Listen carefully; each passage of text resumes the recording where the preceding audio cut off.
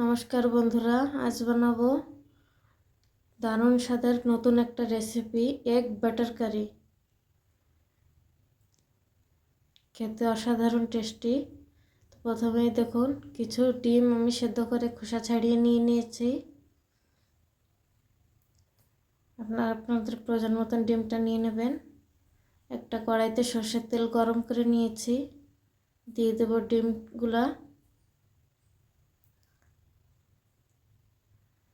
ডিমটাকে দিয়ে দিচ্ছি, দেবো হলুদ গুঁড়ো, দেবো স্বাদ মতো নুন, দিয়ে ডিমটাকে সুন্দর লালচে করে ভেজে নেব। উল্টে পাল্টে ভেজে নেব ডিমগুলা। দেখুন ডিমটা আমার ভাজা হয়ে গেছে। এখন ওই এক তেলে আর কিছুটা তেল দিয়ে গরম করে নিয়েছি, দিয়ে দেবো একটা ঢাকা। কিছু গোটা মশলা নিয়ে নিয়েছি, এখন ঢাকাটা দিয়ে দেবো। যেহেতু গোটা মশলা ছুটে চোখে মুখে আসতে পারে, তাই ঢাকাটা দিয়ে দিলাম আমি। রিস্ক নেই কোনো।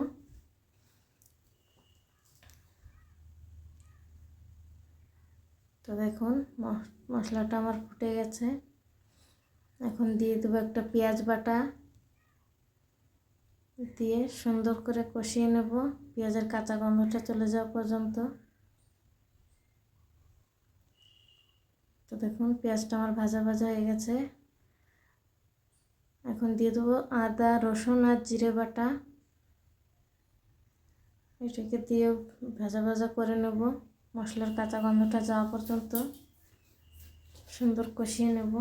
এখন কষানো হয়ে গেছে। এখন দিয়ে দেবো দুটো টমেটো পেস্ট,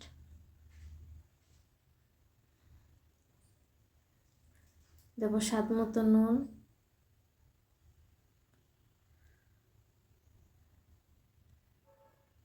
দিয়ে দেবো হলুদ,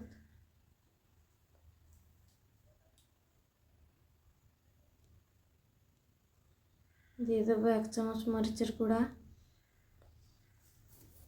দিয়ে মশলাটাকে সুন্দর কষিয়ে নেব। দেখুন মশলাটাকে সুন্দর কষিয়ে নিয়েছি। মশলাটা সুন্দর কষানো হয়ে গেছে, তেল ছেড়ে দিয়েছে। এখন দিয়ে দেবো প্রয়োজন মতন গরম জল।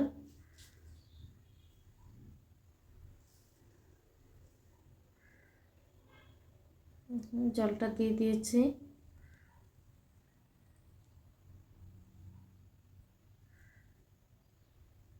দিয়ে দেবো ভেজে রাখা ডিমগুলা। এখন ডিমটাকে ঢেলে দেবো। এখন 5 মিনিট ঢাকা দিয়ে রান্না করে নেব। ঢাকা দিয়ে দেবো। দেখুন 5 মিনিট রান্না করে নিয়েছি। এখন দিয়ে দেবো বেশ কিছুটা পরিমাণ বাটার,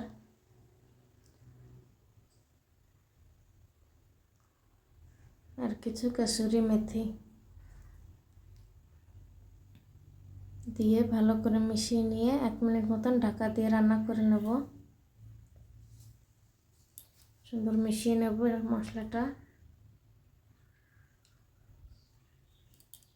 ঢাকা দিয়ে দেবো, ফিরে আসবে 1 মিনিট পর। তো দেখুন কারিটা আমার তৈরি। তো আপনারাও বাড়িতে বানিয়ে খেয়ে দেখুন এগ বাটার কারি। যেমন ঘ্রাণ তেমন খেতে। দেখুন কত সুন্দর দেখতে লাগছে। তো ভালো লাগলে কমেন্টে জানাবেন। চ্যানেলটাকে লাইক এবং সাবস্ক্রাইব করবেন। ফেসবুক থেকে হলে চ্যানেলটাকে ফলো করে দেবেন। ধন্যবাদ বন্ধুরা।